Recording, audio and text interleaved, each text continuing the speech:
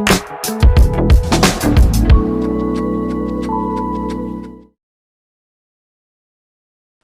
Gibran, wakil presiden baru yang lagi sering jadi sorotan, datang ke Papua Selatan pertengahan September 2025 kemarin, suasananya langsung beda banget. Bayangin aja, jalanan rame, masyarakat tumpah ruah, dari anak kecil sampai orang tua pada antusias nyamut. Aura yang kelihatan bukan sekadar formalitas pejabat lewat, tapi benar-benar kayak orang penting datang buat bawa harapan baru. Yang bikin momen itu makin menarik, Gibran nggak cuma datang duduk manis atau bagi pidato kaku ala protokoler. Dia langsung turun ke masyarakat, ngobrol, dengerin keluhan, bahkan ikut terlibat di program makan bergizi gratis. Buat warga, ini bukan hal kecil. Di daerah yang seringkali ngerasa dianaktirikan, kehadiran pemimpin yang langsung peduli sama kebutuhan dasar kayak gizi dan kesehatan tuh rasanya nyentuh hati. Banyak warga yang bilang, akhirnya ada pejabat pusat yang nggak cuma ngomong doang, tapi bawa bukti nyata. Itu jadi titik penting, karena rasa percaya masyarakat ke pemerintah seringkali turun gara-gara janji yang nggak ditepati.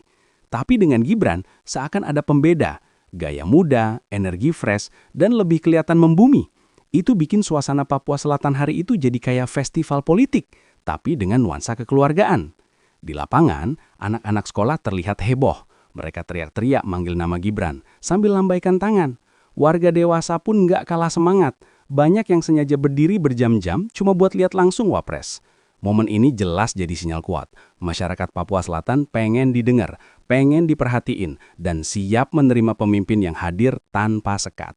Buat pemerintah pusat, sambutan hangat itu jadi semacam validasi bahwa langkah pendekatan kesejahteraan jauh lebih efektif ketimbang hanya mengedepankan jargon-jargon pembangunan. Dan buat Gibran sendiri, ini kayak panggung pembuktian bahwa dia bisa nembus batas, bahkan di wilayah yang sering dianggap rawan atau penuh gejolak. Yang menarik, Gibran datang nggak cuma bawa janji, tapi juga solusi konkret. Program makan bergizi gratis contohnya, langsung nyentuh kebutuhan paling dasar. Perut kenyang, gizi tercukupi. Di sisi lain, layanan kesehatan gratis bikin banyak warga bisa periksa tanpa mikirin biaya. Simple, tapi efeknya gede banget. Apalagi di daerah yang akses medisnya sering terbatas. Kalau dilihat dari ekspresi warga, ada rasa bangga bisa disapa langsung sama pemimpin. Bukan sekedar karena titel wakil presiden, tapi karena interaksi yang terasa personal. Di tengah banyak isu nasional yang sering bikin Papua dipandang miring, kehadiran Gibran seolah jadi jawaban bahwa pemerintah pusat tetap hadir, dan hadir dengan cara yang lebih manusiawi. Di balik itu semua, ada pesan simbolis yang nggak bisa diabaikan. Papua Selatan bukan daerah pinggiran, tapi bagian penting NKRI yang pantas dapat perhatian serius. Kehadiran Gibran jadi representasi bahwa pemerintah lagi berusaha merajut kembali benang kepercayaan yang sempat rapuh, dan masyarakat pun terlihat membuka diri dengan penuh kehangatan. Momen ini juga semacam tamparan buat pihak-pihak yang selalu bilang Papua nggak pernah diperhatiin. Faktanya, sambutan di Merauke nunjukin sebaliknya. Kalau rakyat sendiri udah bisa senyum lebar, artinya yang dibutuhkan hanyalah konsistensi, bukan lagi sekedar wacana. Dan dari situ, jelas bahwa kunjungan Gibran bukan cuma agenda kerja biasa. Ini jadi titik awal narasi baru, Papua Selatan yang optimis, rakyat yang merasa ditemani, dan pemerintah yang berusaha hadir dengan wajah yang lebih ramah. Sebuah cerita yang mungkin bikin banyak orang terkejut, terutama mereka yang selalu menggambarkan Papua hanya dengan konflik dan kekerasan. Kalau kita lihat sambutan warga Papua Selatan waktu Gibran datang, jelas banget ada rasa bangga dan bahagia yang gak bisa disembunyiin. Orang-orang rela berdiri berjam-jam, anak-anak teriak-teriak manggil nama, dan para orang tua pun nyodorin senyum lebar seakan nunjukin, ini loh, kami senang banget ada pejabat pusat yang nyampe ke sini. Suasana itu hangat, penuh optimisme, dan bikin hati adem. Tapi, di sisi lain, ternyata ada pihak yang justru gerah dengan kehangatan itu. OPM alias KKB kayak nggak bisa nerima kalau rakyat Papua Selatan menyambut Wapres dengan sukacita. Buat mereka, itu kayak tamparan telak. Bayangin, kelompok yang selama ini teriak-teriak soal Papua harus merdeka, tiba-tiba ngelihat masyarakat justru makin dekat dengan pemerintah pusat. Panas, jelas banget panas. Buat OPM, kehadiran Gibran bukan sekadar kunjungan biasa. Itu mereka anggap simbol kuat kalau negara masih benar-benar hadir di Papua. Bahkan dengan wajah yang lebih muda, seger, dan diterima rakyat. Sementara mereka, pesan-pesan perjuangan yang mereka gaungkan jadi kelihatan kalah pamor dibanding program sederhana tapi nyata kayak makan bergizi gratis. kontras banget. Gak heran kalau kemudian muncul rasa nggak terima. Sebab kalau rakyat mulai terbuka hatinya sama pemerintah pusat, otomatis pengaruh OPM bisa terkikis. Apalagi kalau warga ngerasa negara bisa kasih solusi nyata. Siapa lagi yang mau ngikutin kelompok bersenjata yang kerjaannya bikin takut? Dari situ, tensi makin naik. Kalau bahasa gampangnya, rakyat dan pemerintah lagi asik mesra. OPM datang kayak mantan yang gak ikhlas lihat bahagia. Mereka pengen nunjukin eksistensi dengan cara brutal. Bukannya mikirin gimana kasih masa depan yang lebih baik, malah sibuk bikin teror. Dan itulah yang bikin situasi jadi makin rumit. Yang bikin ironis, masyarakat Papua Selatan justru kelihatan gak sejalan sama narasi OPM. Buat warga, yang mereka butuhin sederhana. Makan cukup, anak sekolah bisa sehat, pelayanan kesehatan ada, dan hidup lebih tenang. Gak ada tuh yang ngomong, kami lebih pengen konflik. Jadi kalau OPM marah gara-gara rakyat sambut Gibran, sebenarnya itu marah sama kenyataan kalau mereka kehilangan simpati. Sambutan hangat ke Gibran juga bisa dibaca sebagai sinyal politik. Papua Selatan gak lagi semudah itu dibenturkan dengan isu separatis. Orang udah bisa bedain, mana yang benar-benar kasih manfaat, mana yang cuma bikin luka. Dan OPM makin kesulitan kalau harus bersaing di ranah itu. Karena yang mereka punya cuma senjata dan ancaman, bukan solusi. Makanya, momen ini terasa penting banget. Karena di titik ini, rakyat sendiri yang kasih pesan, kami pengen deket dengan pemerintah, bukan dengan kelompok bersenjata. Dan itu jelas bikin OPM kepanasan. Karena artinya, narasi besar mereka soal Papua ditinggalkan negara udah mulai runtuh. Kalau dipikir-pikir, sambutan itu kayak titik balik kecil yang bisa jadi besar. Dari sini, masyarakat Papua Selatan bisa nunjukin ke seluruh Indonesia bahkan ke dunia bahwa mereka lebih pilih jalur damai dan pembangunan ketimbang konflik. Dan itu, buat OPM, mungkin mimpi buruk yang bikin mereka gelisah. Akhirnya, jelas banget, kehangatan yang ditunjukkan masyarakat Papua Selatan ke Gibran itu bukan cuma momen biasa. Itu jadi simbol perlawanan balik, bukan dengan senjata, tapi dengan senyum dan sambutan hangat. Dan justru itulah yang bikin OPM kepanasan. Karena mereka kalah di medan yang paling penting. Hati rakyatnya sendiri. Hanya 4 hari setelah suasana hangat sambutan Gibran di Merauke, kabar duka datang dari Kabupaten Asmat. Minggu pagi, 21 September 2025, warga lagi sibuk dengan aktivitasnya masing-masing. Ada yang ke gereja, ada yang jaga rumah, ada juga yang beresin kios. Tapi tiba-tiba, suasana damai itu pecah oleh suara tembakan. Yang jadi korban bukan aparat, bukan pejabat, tapi seorang pemuda 24 tahun bernama Indra Guruwardana. Indra lagi jaga kios di rumahnya di Kampung Ulakin, distrik Kolf Braza. Nggak ada yang aneh, cuma rutinitas biasa. Tiba-tiba, sekelompok KKB datang dengan perahu ketinting, bawa senjata, dan langsung mengincarnya. Tanpa banyak kata, peluru dilepaskan, dan Indra roboh tak bernyawa. Nggak cukup sampai di situ, rumah korban pun dibakar, meninggalkan abu dan trauma buat keluarga juga tetangga sekitar. Kejadian itu bikin masyarakat syok. Orang-orang bertanya, kenapa harus Indra? Apa salahnya anak muda yang cuma lagi jaga kios? Pertanyaan itu nggak gampang dijawab, karena motif di balik aksi brutal ini seolah jelas, teror. Bukan karena Indra musuh, tapi karena OPM pengen nunjukin kekuatan setelah merasa tersudut dengan sambutan rakyat ke Gibran. Dari kacamata sederhana, insiden ini kayak pesan terselubung. OPM pengen bilang, jangan terlalu seneng sama Jakarta. Kami masih ada. Tapi dengan cara begitu, mereka justru bikin rakyat makin jauh. Karena korban bukan siapa-siapa, bukan tentara, bukan polisi, tapi anak Papua sendiri. Itu bikin luka makin dalam dan rasa takut makin besar. Kalau dibandingin dengan kunjungan Gibran yang bawa program gizi dan kesehatan, insiden ini jadi perbandingan yang kontras banget. Negara hadir dengan solusi, OPM hadir dengan peluru. Negara bikin warga senyum, OPM bikin warga berduka. Dari sini, masyarakat bisa menilai sendiri siapa yang lebih layak dipercaya. Yang bikin miris, aksi ini justru makin menegaskan betapa OPM nggak punya pegangan lain selain kekerasan. Bukannya rebut hati rakyat dengan program atau ide yang jelas, mereka memilih bikin teror yang justru memakan korban orang sendiri. Efeknya, Makin banyak warga sadar kalau ikut kelompok ini sama aja dengan menghancurkan masa depan Papua. Setelah kejadian, suasana di Asmat berubah drastis. Banyak warga takut beraktivitas normal. Trauma masih kuat dan rasa kehilangan indera jadi pukulan telak. Tapi di balik rasa takut itu, muncul juga rasa geram.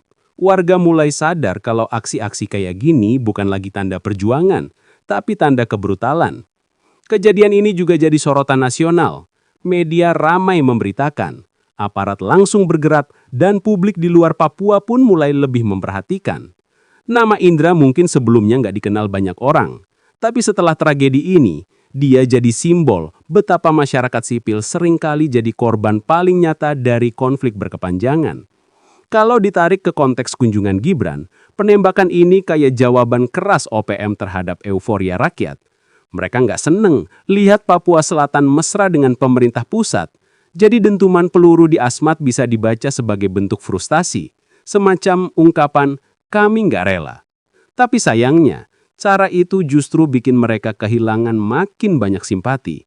Akhirnya, peluru yang ditembakkan ke Indra bukan cuma merenggut nyawa satu orang, tapi juga menembak reputasi OPM di mata rakyatnya sendiri. Karena dari peristiwa ini, makin jelas siapa yang datang dengan cinta dan siapa yang datang dengan kebencian. Dan masyarakat mulai bisa menimbang dengan lebih jernih. Masa depan mereka ada di tangan siapa sebenarnya. Kalau kita tarik benang merah, setelah penembakan di Asmat itu makin kelihatan jelas kalau OPM lagi ada di posisi serba salah. Mereka pengen nunjukin eksistensi, tapi caranya malah bikin rakyat sendiri yang jadi korban. Hasilnya, bukannya dapat simpati, malah makin dijauhi.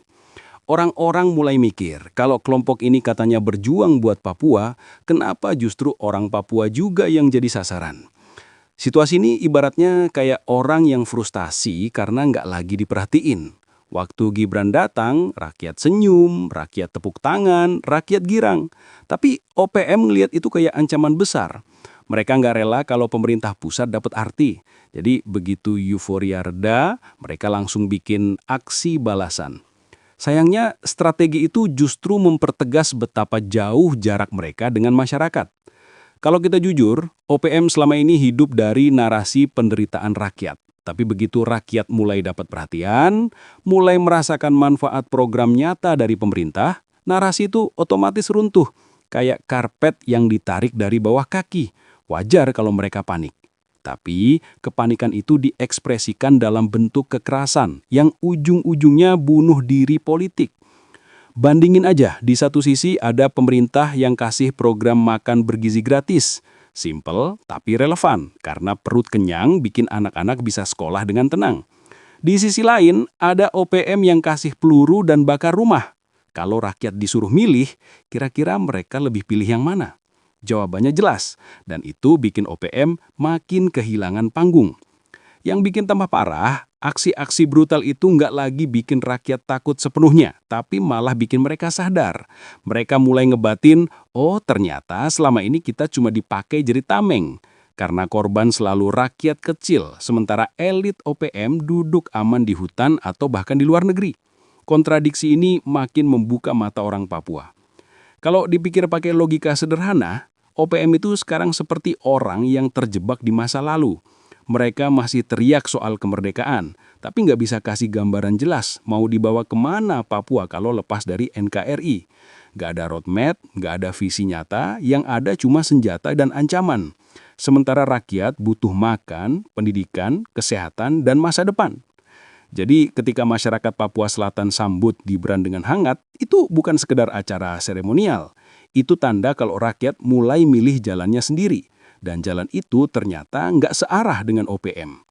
Dari sinilah kenapa mereka makin kelihatan tersudut, karena mereka kalah di medan paling penting, percayaan. Kalau bahasa gampangnya, OPM kehilangan spotlight. Mereka dulu sering dianggap satu-satunya suara Papua. Tapi sekarang, rakyat justru nunjukin suara mereka sendiri dengan cara damai. Itu jauh lebih kuat karena kehangatan nggak bisa dipadamkan dengan peluru. Malah sebaliknya, kekerasan makin mempertebal solidaritas masyarakat dengan pemerintah. Aksi brutal di Asmat pun bisa dianggap kayak upaya terakhir mereka buat bilang kami masih ada. Tapi justru dengan cara itu, publik nasional dan internasional makin gampang baca siapa sebenarnya biang masalah. Dan posisi OPM pun makin jelas, bukan pahlawan, tapi ancaman buat rakyatnya sendiri. Pada akhirnya, kehilangan panggung ini bukan sekedar soal popularitas, tapi soal kehilangan legitimasi. Rakyat Papua Selatan udah kasih pesan lewat sambutan ke Gibran. Mereka pengen masa depan yang damai, sehat, dan sejahtera. Sementara OPM masih sibuk main dengan peluru. Dan dari situ dunia bisa menilai sendiri siapa yang benar-benar berpihak pada rakyat. Setelah tragedi penembakan di Asmat itu, suasana memang sempat muram. Tapi, di balik duka, ada kesadaran baru yang muncul di kalangan masyarakat Papua Selatan. Orang-orang mulai ngeh kalau bedanya jelas banget. Pemerintah datang kasih makan gratis, kasih layanan kesehatan gratis, kasih perhatian. Sedangkan OPM datang bawa teror, bawa ketakutan, bawa luka. Dari situ, banyak warga mulai condong ke NKRI. Bukan karena paksaan, tapi karena mereka bisa lihat bukti nyata. Di warung kopi, di pasar, bahkan di obrolan keluarga. Cerita yang muncul bukan lagi soal takut sama KKB, tapi soal gimana pemerintah mulai hadir lebih dekat. Orang-orang bilang, ya kalau kayak begini terus, kita bisa hidup lebih baik. Suara itu sederhana, tapi punya arti besar. Karena perlahan, rasa percaya yang dulu sempat luntur, sekarang mulai tumbuh lagi. Respon publik pun makin jelas ketika media nasional dan lokal ramai angkat berita penembakan itu.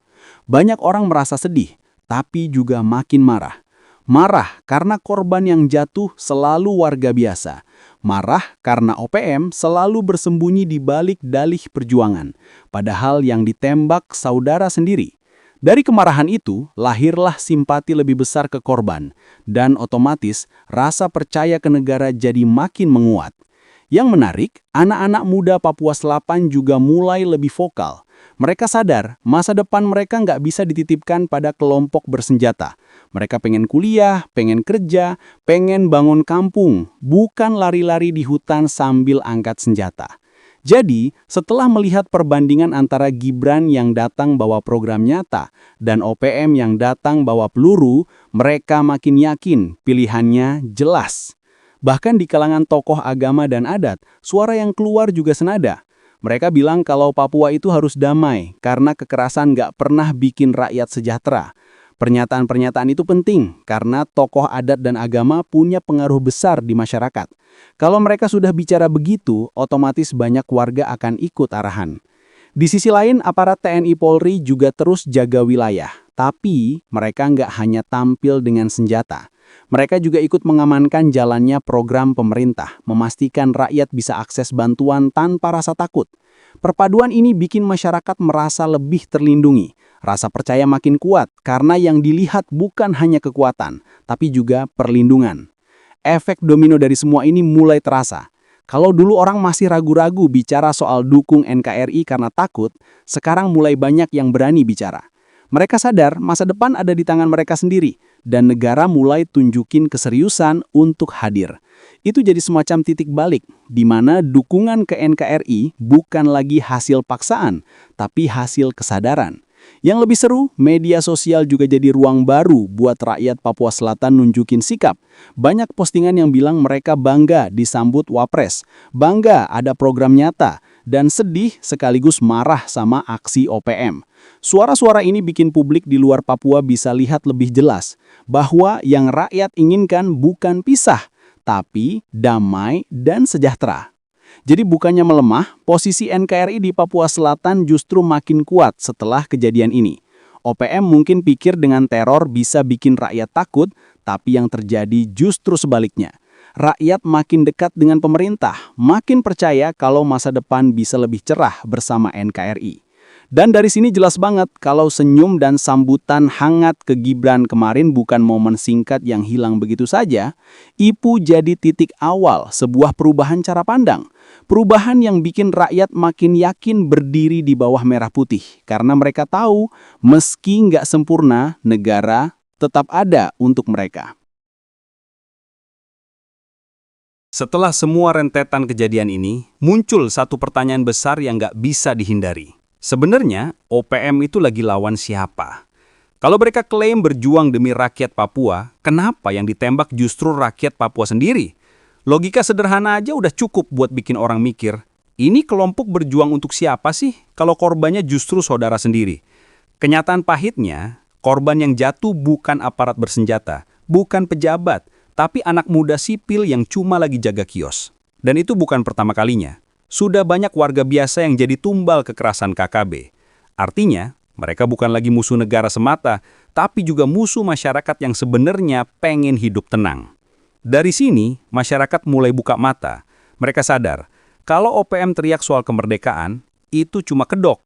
Karena nyatanya, tindakan mereka malah menjerat rakyat ke dalam ketakutan. Alih-alih kasih jalan keluar, yang mereka kasih justru luka baru. Jadi yang mereka lawan sebenarnya bukan NKRI, tapi kenyataan bahwa rakyat Papua lebih butuh kedamaian ketimbang konflik. Kalau dipikir, OPM kayak orang yang nggak terima ditinggalin. Waktu rakyat sambut Gibran dengan senyum, mereka merasa ditolak. Lalu mereka balas dengan peluru. Tapi, peluru itu bukan kena pemerintah, melainkan kena rakyat sendiri. Bukannya bikin rakyat takut balik ke mereka, malah bikin rakyat makin yakin buat menjauh. Yang bikin makin ironis, di saat negara sibuk mikirin program gizi dan kesehatan, OPM malah mikirin gimana caranya bikin aksi yang bikin headline. Jadi yang mereka kejar bukan kesejahteraan, tapi eksistensi. Bedanya jauh banget dan rakyat bisa ngerasain. Makanya sekarang orang Papua Selatan lebih gampang milih mana yang masuk akal buat masa depan mereka. Kalau kita lihat dari sisi moral, OPM udah kehilangan pijakan. Karena nggak ada satupun pembenaran logis untuk nembak rakyat sendiri. Dunia internasional pun mulai bisa baca jelas. Kalau kelompok ini masih pakai cara-cara kejam, sulit banget buat mereka dapat simpati.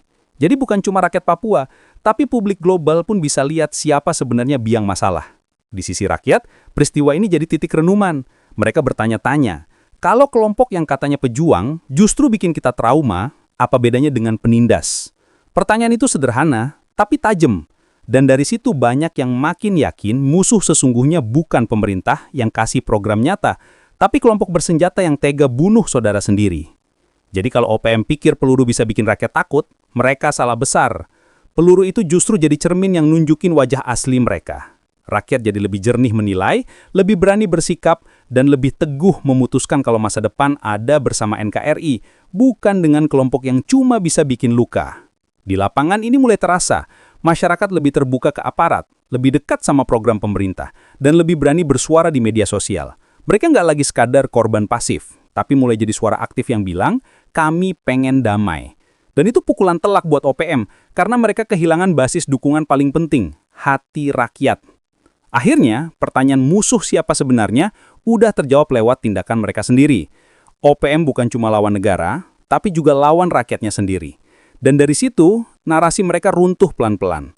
Karena pada akhirnya nggak ada perjuangan yang sah kalau jalannya mengorbankan orang yang justru katanya mereka bela.